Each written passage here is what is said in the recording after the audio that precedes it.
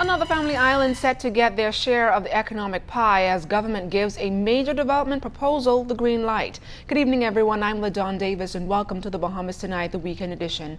Topping the news, Prime Minister of the Right Honorable Perry Christie, along with senior members of his cabinet, toured the site of a multi-million-dollar resort proposal yesterday that's set to benefit Great Harbor Key, the Berry Islands. The small boutique-style hotel and condominium is said to have a significant impact on the economy by providing new jobs, new opportunities, and the beginning of what many described as the resurgence of the good old days on Great Harbor Key. Clint Watson reports. With a projected count of 101 beds distributed between hotel rooms, condominiums, and private villas, a spa, gym, restaurant, and bar, developers on Great Harbor Key in the Berry Islands say they'll provide 50 construction jobs to build a small, luxurious boutique-style resort and another 101 employees to operate it.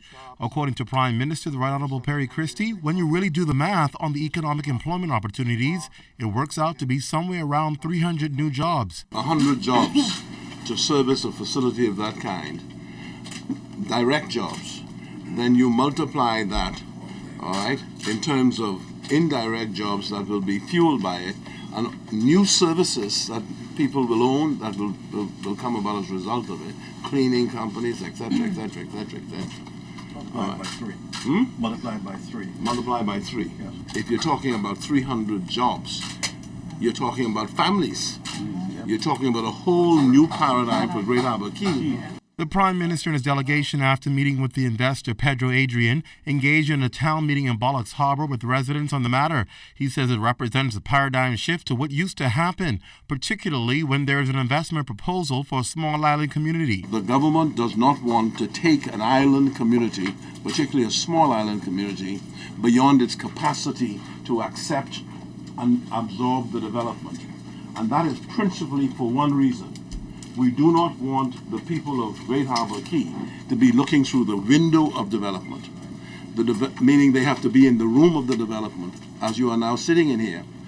And whatever services are associated with this, okay, development, the policy of the government will enable you to be able to derive direct benefits. Mr. Christie notes that whenever a developer comes into an island, it must be matched with infrastructural development.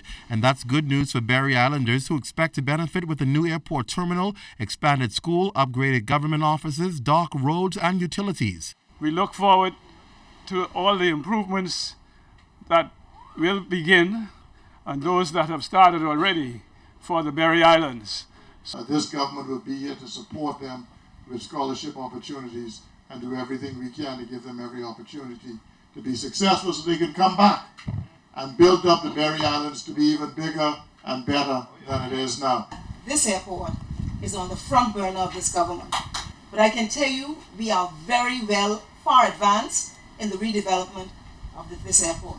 We'll get the message out and we'll cause some marketing that will result in, as my colleague Minister Glenys Hanna Martin says, to ensure that our airport is fully utilized as we bring more international flights to this island and ensure that the people are better off. So we're going to work hard, and we're going to cause this to be one of the greatest islands in our country. The development is locked away if you don't put in infrastructure, proper infrastructure.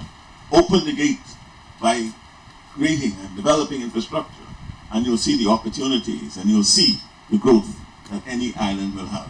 Residents on the island are excited about the proposed economic boost set for their island. The developer says if all approvals and permits are ready, then they can begin by November. Clint Watson, ZNS Network News.